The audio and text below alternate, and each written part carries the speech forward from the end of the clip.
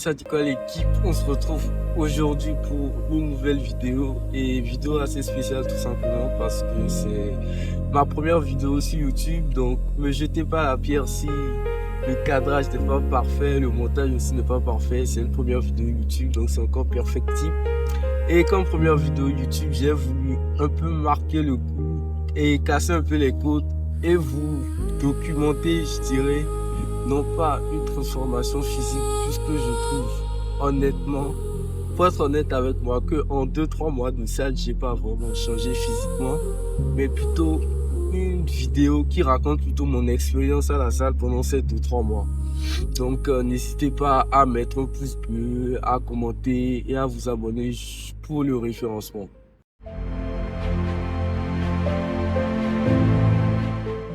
L'idée de la transformation physique. Pourquoi la transformation physique? Déjà, pourquoi la salle? C'est assez simple, il faut savoir deux choses. C'est que premièrement, moi je suis quelqu'un de très hyperactif. J'aime beaucoup me dépenser, notamment dans le sport. Et deuxième chose, il faut savoir que pendant les vacances, mon oncle et moi on a l'habitude de faire des activités sportives du coup, que ce soit le tennis, le foot ou le golf. Et un jour, il m'écrit et il me dit: ouais Junior, est-ce que tu es chaud pour aller à la salle? Et je sais pas, dès que je reçois ce message du coup de mon oncle, je réponds immédiatement. À la seconde, les gars, je vous jure, à la seconde, je réponds oui, je suis chaud. Et il faut savoir la veille que je regardais plusieurs stories. Déjà, même mon téléphone, comme quoi la Matrix est boostée, même les Reels Insta, c'était que des vidéos de salle. Et je regarde plusieurs stories et je vois la story notamment de deux potes à WAM, Jifa et Jean-Christian.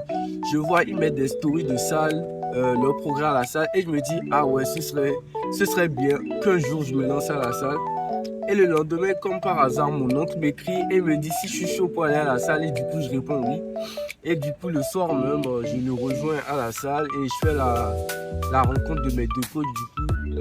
Déjà coach Edgar et coach Lionel, à qui je passe un gros big up parce que c'est des personnes vraiment vraies avec qui j'ai vraiment aimé collaborer. Et ma première appréhension sur la salle, la première semaine, honnêtement, ça s'est bien passé, même si je me faisais un peu chier. C'était du travail à l'élastique, du travail à la corde, beaucoup d'exercices de mobilité. Et dès la deuxième semaine, je prends du niveau avec mon coach, tout simplement. Et on a commencé à toucher un peu les machines. C'était pour moi les 2 premières semaines, des semaines d'appréhension, je dirais. D'appréhension pour voir l'utilisation des machines, soulever pour la première fois les premiers poids. Et franchement, les 2-3 premières semaines de salle, qu'est-ce que j'en ai bavé avec mon coach, avec le coach Edgar, c'était vraiment pas facile. J'en ai vraiment bavé avec lui. Je me disais même, mais c'est pas normal que je soulève déjà de tels poids dès le début en fait. Et il me disait, il faut que je choque les muscles, qu'il faut que j'ai un tel objectif à atteindre. Donc c'est ça, je dois passer par ça. Et franchement, j'étais quand même motivé.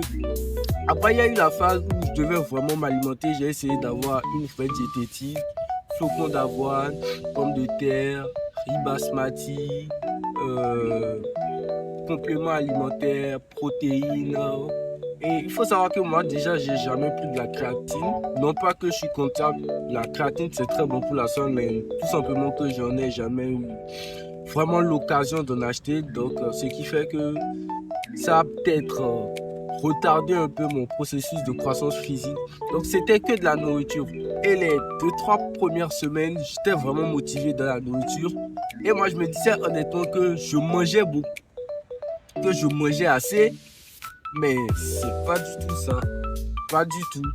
C'est que quand tu vas à la salle, pardon, tu ne dois jamais avoir faim.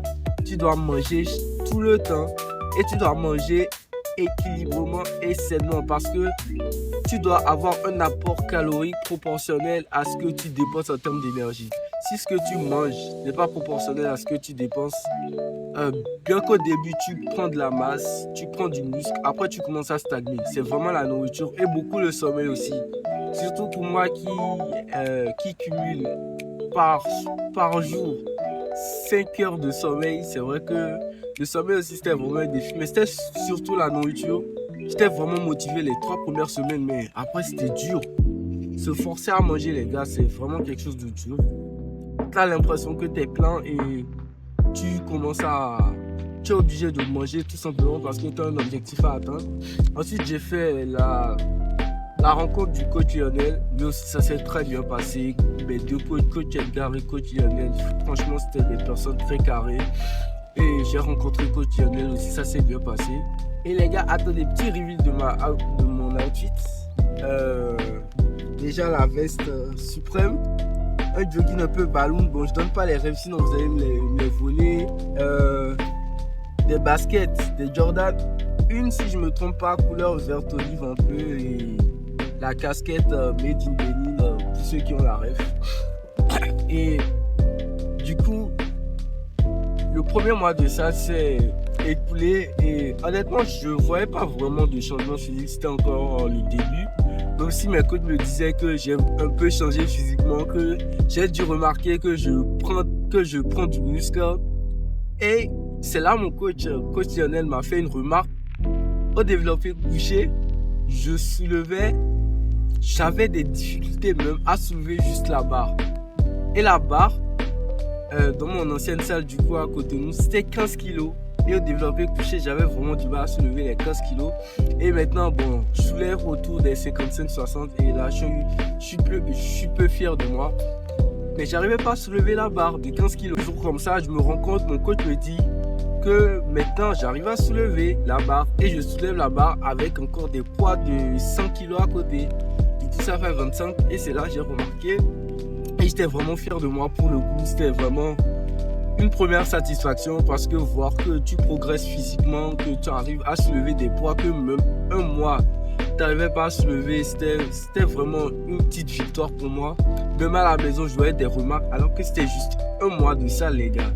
Je voyais des remarques où on me disait que j'ai un peu changé physiquement, que les pecs aussi viennent.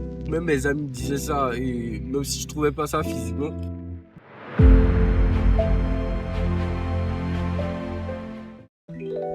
Après, il y a eu la deuxième phase où j'ai commencé à stagner un peu.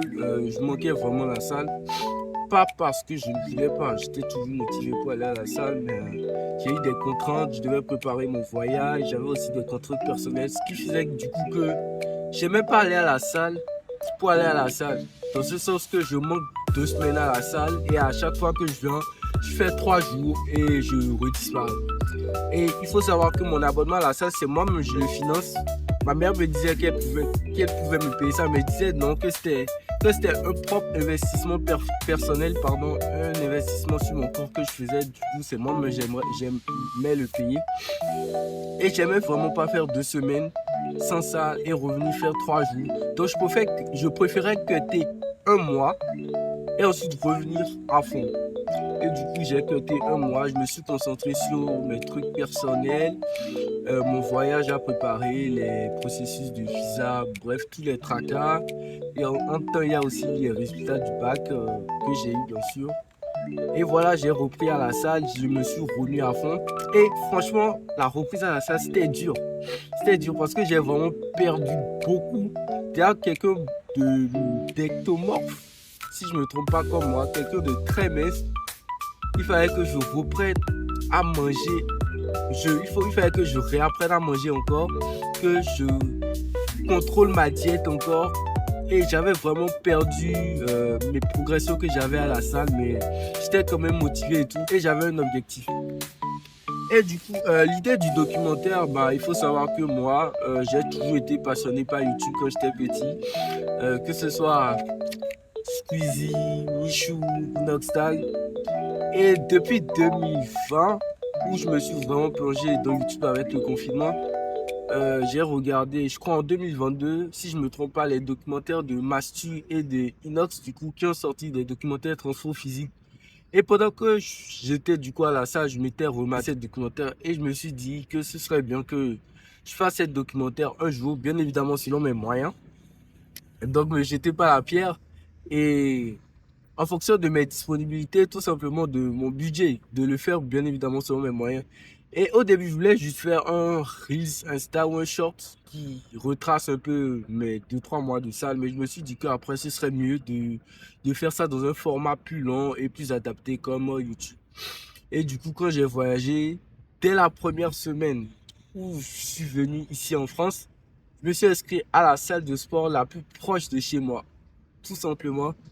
Et c'est là, je me suis inscrit à Fitness Park, que je remercie aussi d'ailleurs. Et c'est là que j'ai décidé de faire, non pas un documentaire, même si j'aimerais bien l'appeler comme ça, mais une petite vidéo fast cam où je raconte mon parcours à la salle pendant ces 2-3 mois.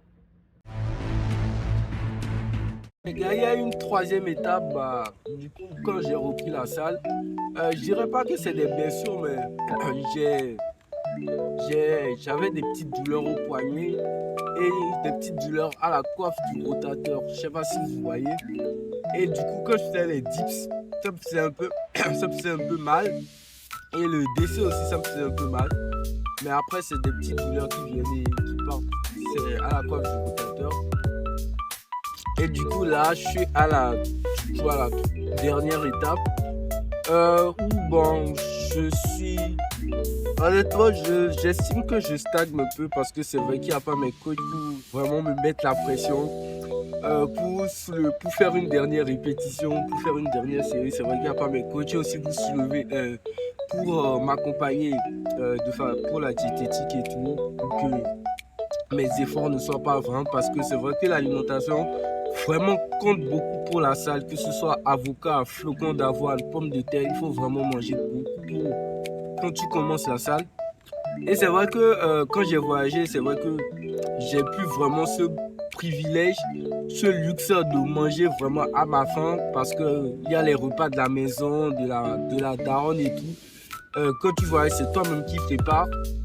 Et quand tu es un garçon, notamment en ce qui me concerne, et qui n'a vraiment pas l'habitude de préparer à sa faim, que c'est plutôt on prépare pour toi, c'est vraiment quelque chose de difficile, mais tu t'adaptes forcément, tu essaies de préparer. Le matin, du coup, j'essaye d'avoir un bon petit déjeuner, parce que le petit déjeuner, c'est vraiment le repas le plus important de la journée. Flocons d'avoine, œufs et bananes. À midi, riz ou pommes de terre, et le soir, riz ou pommes de terre ou des pâtes. Et entre les deux, j'essaie de prendre du yaourt grec ou de la skyr. J'essaie d'avoir au maximum de la diététique. Je sais pas si ma vidéo va percer ou pas, mais si des coachs ou des nutritionnistes ou des diététiciens voient cette vidéo, des petits tips à me donner ou pour me coacher, honnêtement, je dis pas non. Les gars, soyez indulgents. Première vidéo, vous voyez, j'ai même pas encore de micro, j'enregistre avec le micro de mon téléphone. Je sais même pas si le son ou l'audio de cette vidéo sera propre, si le cadre sera propre aussi. N'hésitez pas à vous abonner, à mettre un pouce bleu. Bref, tout ce que vous voyez les youtubeurs font là. Maintenant, regardez, maintenant c'est chez moi, d'accord?